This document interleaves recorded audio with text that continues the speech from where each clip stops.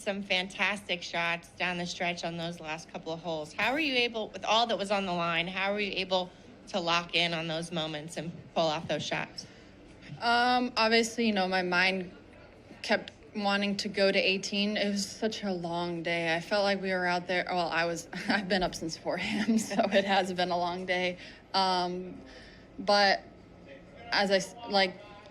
I have to give props to Jason because he's the one that kept me in it. He's the one that kept telling me a shot at a time, don't get ahead of yourself, stick to what's in front of you and work on that. You're right that it's very difficult to play golf and not think about what you're shooting, okay? Because anybody can do that. The players who get really good learn to get lost in the present moment and take it one shot at a time. And how did you push those doubts out that you were referring to earlier? By having a great team around me, full of positivity and working hard. I mean, hard work will always get you somewhere. So I kept my head down and I worked really, really hard. And all I know about my people, if they want to become as good as they can be, they have to accept that everyone has to get past doubt, everyone has to get past fear, everyone has to make some type of commitment to really getting good with the short game. And a lot of the short game is practice, and a lot of it is having the right attitude with it. You have to embrace it and love it and enjoy it, and look forward to both practicing and doing it when you get on the golf. Our guest is Tripp Isenhour. He's won 6 times amongst the professional ranks. 360, make that 306, I beg your pardon, starts on the professional tours. He has his own gig that he's got going on now, New Gap Golf, personalized golf development program that we had a chance to talk to him about last time, and I'll make sure that we talk to him about it. I'm particularly interested in how it's going with him after we featured it on this show, and are people reacting, and is he happy about all that? But where I want to start with Tripp, what's going on? We've been together for 2 weeks, folks. We've been doing shows nonstop. So our hellos, how you doing, can be short. So yeah, Tripp, here's my question.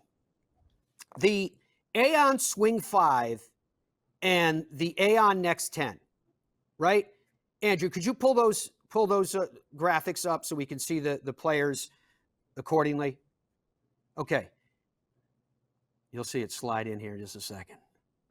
Next 10. Pavone, Lowry, Jaeger, Rotella, Knapp, Eckroat. How come in the and Andrew, you can slip between Next 10 and the Swing 5 as much as you want. How come there's players on these lists? These lists are additional entryways into signature events, right, for the guys that are grinding it out. But why would you have players on the list that are exempt if those players, they're already exempt to me because they've won, taking up the spot of someone that would otherwise, shouldn't it be the next 10 are players, here's the next 10 from players that are not otherwise already exempt? What's going on here? Well, Matt, that would extend the fields beyond their precious little 70 number or 75 number or whatever. Look, I'm all for signature events, and I think they're a mixed bag so far. There have been some successes. There have been some silly things that have happened, like playing short. I mean, at Bay Hill, they played one short. They couldn't fill the field. To your point, I'm all for elevated signature events and having these things, mean a little bit more, and the money is a lot more, and we know why this has occurred. I feel like they threw a lot of things up, and now they're going to have to fix it, which is typically one of the things that the tour kind of does. They kind of get reactive. I think they're going to be more proactive with some of the people involved at the top of it. But to your point, if you've already won, you should get your way in, and then those players should come in. But then that's going to expand the field beyond what they're talking about. And that's why I think if the field was 120 in each of these events and we had cuts, which is that to me is so antithetical to everything that golf is about. You need to play 36 holes, and the best players get to play 36 more holes. I've always, disliked the world golf events that were no-cut events where you show up and just guaranteed to get a big paycheck. I think part of the meritocracy of golf is that you've got to beat half the field to continue playing. So is it something that they'll look at? I have no idea. I hope they do. I hope they do, because if you know, they expand the fields in these things. The other thing I wish they would do and take a look at for their sponsors is rotating these signature events around the schedule, so that, or at least give the opportunity for other events in the schedule, if they want to raise the purse and offer, you know, all the extra benefits of a signature event. You could move the schedule around and at least reward your longtime loyal sponsors that have been there. Say a John Deere, for example. You might have to move the tournament from its date, but at least give John Deere the opportunity. John Deere may not take it, for example, but I think it would be wise to at least offer that. So that's my opinion on the signature events. But you bring up a good point. The Billy Horschel, who won in the Dominican Republic, he's in this week at Wells Fargo. Great for him, but he should be in anyway from winning. Same thing with Taylor Pendrith. And then you can get other guys that have played well and haven't won the opportunity in these bigger events. So I think there's some changes that need to be made. And again, it's just my opinion, but I do know that one opinion shared by every tour player I've talked about is that they shouldn't have played short in any of these events. When they start with somebody withdraws from these, they should have an alternate list to put someone in the field. Yeah, I mean, and I realize that you and I are golf junkies with all this stuff, but the non-signature events, for me, have been incredibly entertaining. Yeah. The fact that Taylor Pendrith broke through yesterday and he was battling with Ben Kohles, the fact that, you know, like I said, Alex Norn was in the mix, Aaron Rai was in the mix, a lot of players who this would have been a life-changing breakthrough victory. And we get to see that, and we get to know them, and we get to hear their stories. That's part of what I'd like to see golf do more of. I'd like to see the chances for us as fans to know who these players are. In some ways, you're almost force-fed the stars, which is good. They're stars for a reason, and you are interested in them. I'm not taking that away from them. But there's so many more players. Like, even though he's a winner already, like Jake Knapp, I think he's got the story, he's got the personality. You know, he's got a tattoo on the inside of his left bicep that are the initials of his grandfather, because he had that close relation with his grandfather in introducing game. And we start to hear all that kind of stuff. And he was the guy that was a bouncer for a while. I think he said he worked security at this place. But all those stories can build fan interest. And it's one of the reasons why I'm liking these events so much. I'm having fun with them. Yeah, absolutely. And you know, you think about the David versus Goliath stories. I mean, the fans love to see somebody that it doesn't really seem to have any chance going up against, you know, a Tiger Woods, a Rich Beam going up against a Tiger Woods, a Wai Yang going up against a Tiger. Those are the great stories, and we still talk about them. I mean, we could talk about Rich Beam, and that was 23 years ago. So, I mean, these are the things, the stories that are great. And yes, the stars are always there, and they're going to be there anyway because they're better than everybody else. That's why they're stars. And that's why I don't think you need to guarantee that they're going to play 4 rounds, because they're pretty much going to play 4 rounds anyway. And they're pretty much going to be on the leaderboard because they are the best in the world. And that's the wonderful thing about it. But you also give the opportunities. And I'll give you another story last year, and then think about what that player has done from then. Was, you know, not many people had heard of Nick Taylor. Now, he had won on tour when he was playing Scotty Scheffler coming down the stretch in Phoenix. And everybody was, you know, thinking, oh, Scotty's going to go on and win this. Now, Nick stood toe-to-toe with Scotty, and Scotty did end up winning. But then think about what that did for Nick Taylor later on and what he's gone on to do after that. So it not only, even if they don't succeed in beating the top of the game, they benefit hugely from it, and then they're able to apply it elsewhere. And of course, last year, you know, that win in Canada for Nick Taylor, and you know, he's now a star on the PGA Tour, and he's going to be a star at the International Cup. He's going to be a tough out up there in Canada. Oh, no doubt. And so much is happening in the game of golf. You know, there's a lot of people talk about ratings and fan engagement, et cetera.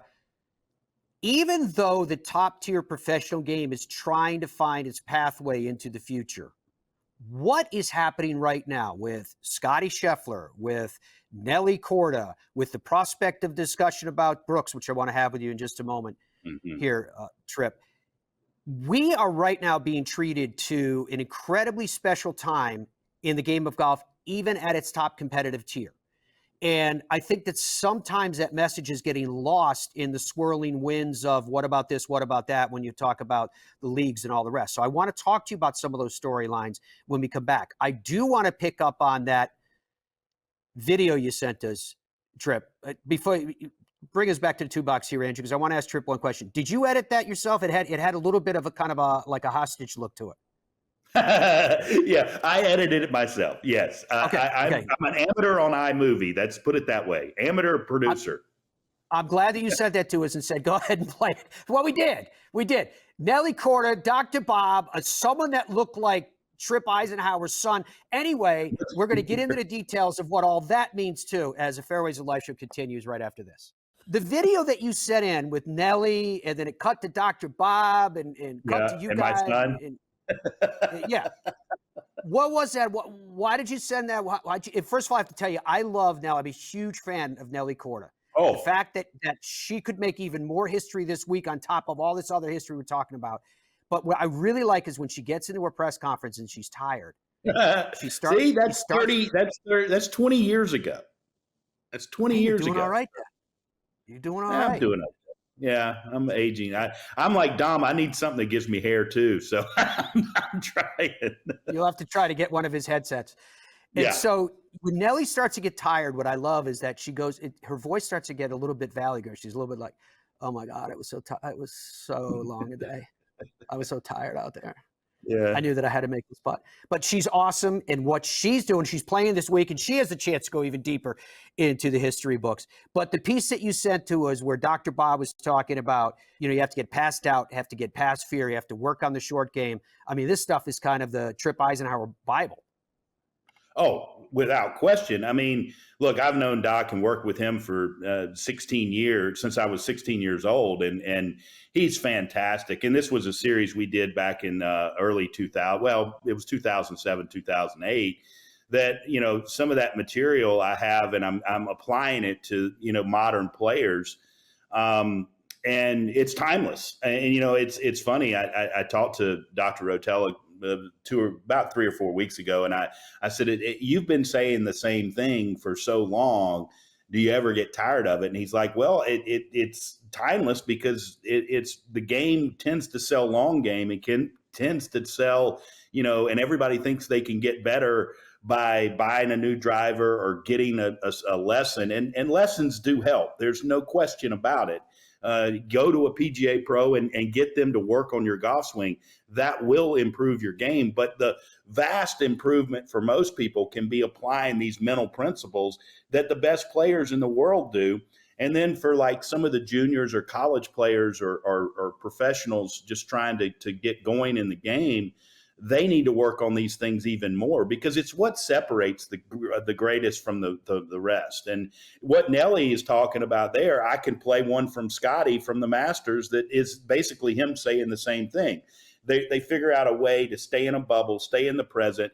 But if you think that these elite champions aren't scared and afraid and deal with all sorts of things trying to distract them, even when they're going about their winning streaks, you're being foolish because they have to deal with the same things. They just deal with them quicker and they deal with them better than most of the other people. So that's why I show those things, and it's little minute and a half clips that I've got, but I've got tons of those things just to illustrate that. If you really want to get good in this game, you got to work on the short game, and you got to apply some of the mental principles to allow you to compete with some confidence and put yourself in that what we call the precious present, the ability to stay right there in the moment. And look, I think Nelly Korda is going to be right there again this week and touch history. She's already done it in so many wonderful different ways. She's won ugly, she's won pretty, she's absolutely on a tear. But the reason why she's on a tear is because of her mental state. And even what she said, even trying to win there at Chevron, it was Jason, her caddy, who had to pull her back and say, quit thinking ahead or quit doing this. Let's stay right here and get into our process on this next shot. And she was able to do that and, of course, win another major championship. GapGolfCoach.com is Tripp's website, GapGolfCoach.com, if you want to take advantage of his expertise as well. Now, talking about this mental mindset and the power that comes with that, We've seen it in players like, Jack Nicklaus, Tiger Woods over the years. And we've seen it from Brooks Koepka, an almost armored bravado that he carries with him. First of all, let's listen to this from Brooks after his most recent win. He's talking about getting ready for the PGA Championship. I want to get your reaction to it. And were you aware during the round itself kind of how some of the guys were kind of nipping at your heels? I don't know how much you were looking at the leaderboard, but you always seem to come up with the clutch par save or whatever just to maintain the lead. They never actually caught you. Yeah, I watch it all the time. To me, it doesn't make any difference. I'm still doing what I got to do or focusing on what I need to focus on. Look, if somebody goes out and beats me, and I have no problem with losing if I get flat out beat. That doesn't bug me. But like I said, just kind of using it for last-second prep for the PGA. Do you feel that you play better under pressure? I mean, I like to think so, but I don't know I think when there's more on the line, it's more enjoyable, and it actually feels like real golf. So, nobody wants to be out competing on a Sunday when you're battling for 45th.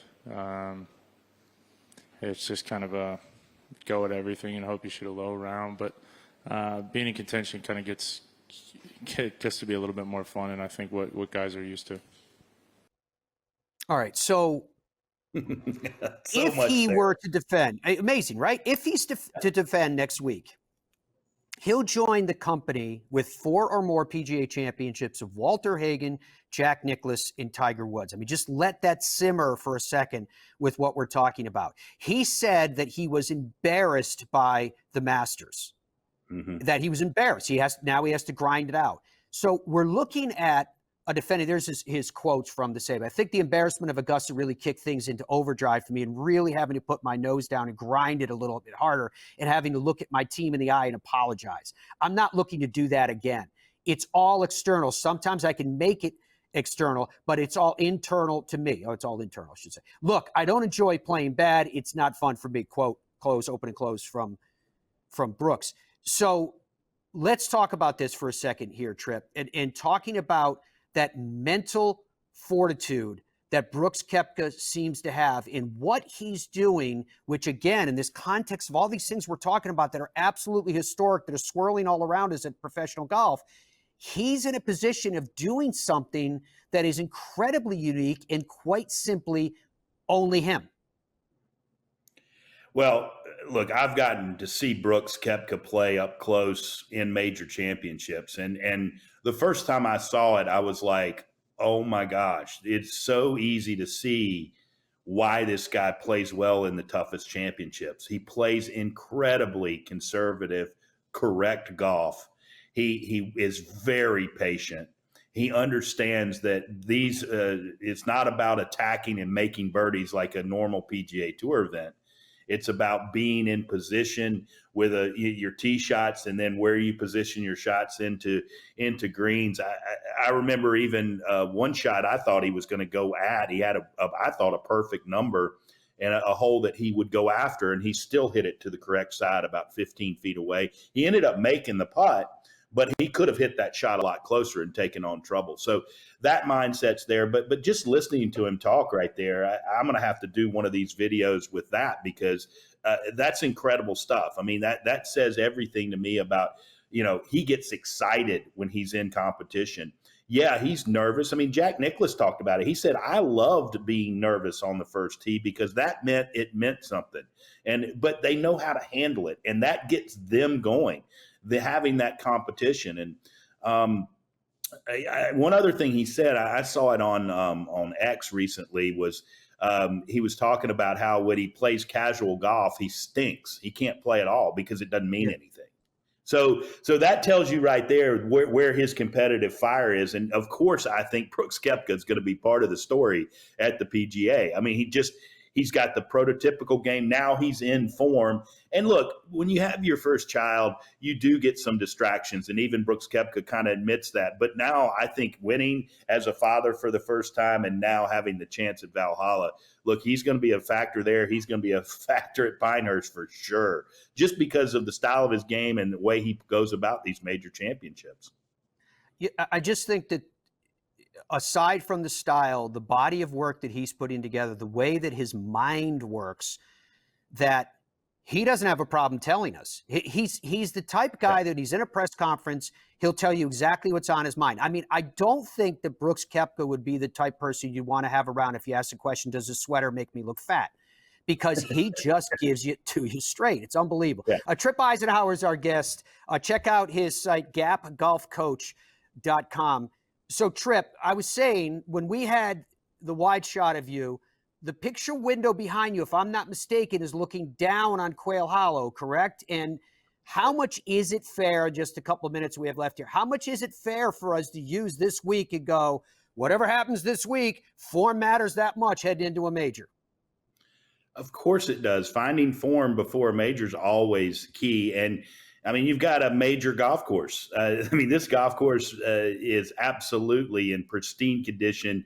It looks like Augusta. I know nothing compares to Augusta, but this is a close comparison for sure. I mean, this week's going to be a tough test. It's a great field.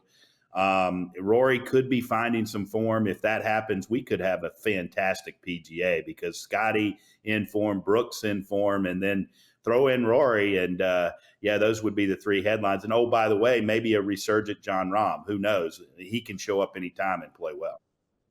Yeah, Valhalla is not exactly similar to Quail Hollow, but it will be interesting. I haven't even looked. I don't know if you have. I haven't looked at the long-term weather forecast for that week to see how it goes. But I do think back to when Rory won there, and he was aggressive, and the way he came through 18, and the way that you could see the lightning bolts off in the distance.